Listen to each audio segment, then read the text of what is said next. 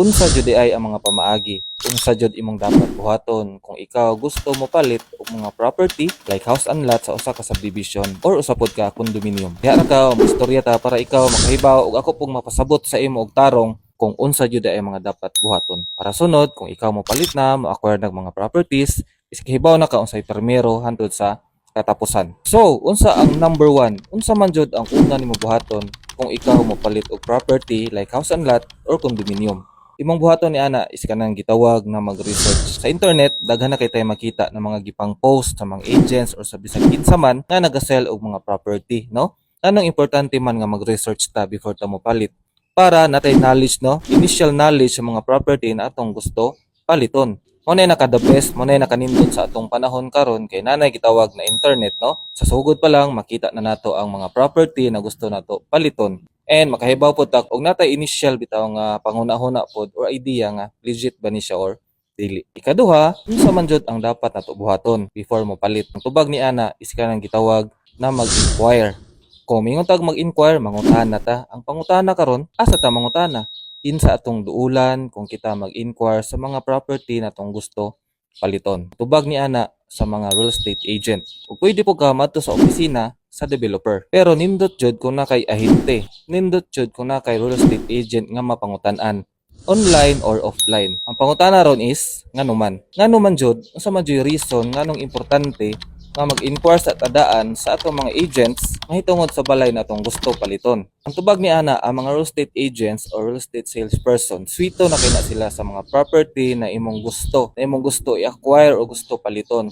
Tungod sila naka-training man na sila, no? Na may gipang tawag na product knowledge seminar, no? Naka-attend sila mga seminar ug kahibaw na sila sa mga pasikot-sikot, kahibaw na sila sa details sa property na imong gusto paliton. Pero sa pikas bahin, pwede jud ka maadto pod sa office sa developer. Pero kini siya, mukaon siya, mo-consume pod siya og dakong time sa imuha. Nganuman, kung napa ka sa inyong balay, no, mag-itis pa ka, kaon pa ka, mag-makeup pa ka, mamiliti pa ka, mobiyahe pa jud ka, mo travel pa jud ka padulong sa office sa developer, no. Pero kana siya pwede jud gihapon. Pero ang imong makuha na information dito sa developer nga office is pareha ra po sa imong makuha nga information gikan sa mga agents. Mao nang dako kay tabang ang mga agents na mga real estate agents sa mga clients nila, sa mga real estate buyers. Nganuman, kay sila naghatag og initial mga information.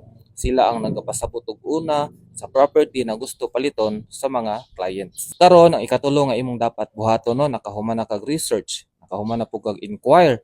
Sunod ana is dili pa ka mo palit og balay ana jud dayon.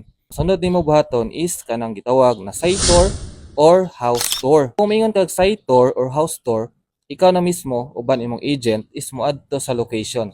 Moadto sa balay nga imong gusto paliton, katong balay nga gi-offer sa agent sa imuha. Ano man kinahanglan pa man kamo adto dito sa site mismo, sa balay mismo, tungod para makita nimo unsa jud ang aktual nga itsura, unsa jud ang aktual nga design sa balay or condominium na gusto nimo paliton. Kaya ina sa inyong pag-istorya sa agent, no, isendan ka anag mga pictures o mga videos, pero lahi ra jud ng aktual nga imong makita ang property na imong gusto paliton. Tinuod sa mga pictures, sa mga videos, imo nang ma-visualize unsay dagway, unsay forma. Pero kung ikaw mismo na jud dito, imo nang kaatubang ang property, ang balay imo na siyang mahawidan is lahi ra jud. And para pod makaingon pud ta nga legit jud siya. Nganuman, imo man jud nakita ang balay aktual, dili lang kay sa picture, dili lang pud kay sa video. Pag human nimo og kanang gitawag na site tour og house tour is diha na dayon ang reservation proper. But pasabot kung ikaw naka-decide na giganahan ka sa property na imong gitan-aw is pwede na ka magpa-reserve, no? Kana siya mahitabo dito na sa office sa developer. Saon man na siya? Ikaw ug imong agent moadto dito sa office sa developer, no?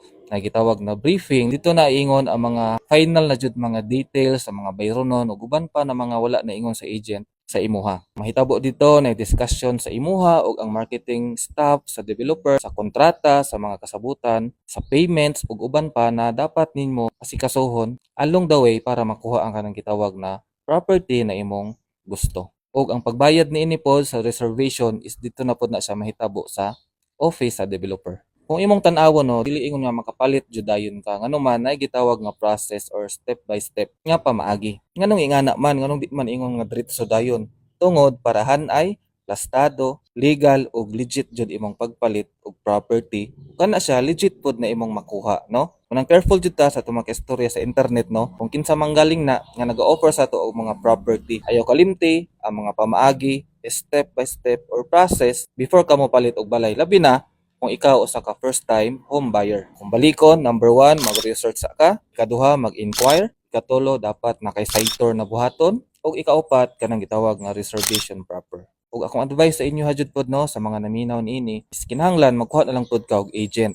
Total wala may bayad kung nakay agent. Kana sila dakong tabang sa imuha para mahimong plastado, mahimong hanay ang imuhang pag-acquire sa imong dream house para sa imong kaugalingon o para sa imong pamilya. O kana lang ang mga pamaagi or step kung unsa man jud ang pamaagi sa pagpalit og balay sa usa ka subdivision or mga condominium. Kung makita nimo ni nga video nga na-value og makatabang sa uban, pwede nimo siya i-share sa uban para pod sila makakat-on o makakuha og lesson ani nga video. Daghan kay salamat sa pagtan-aw.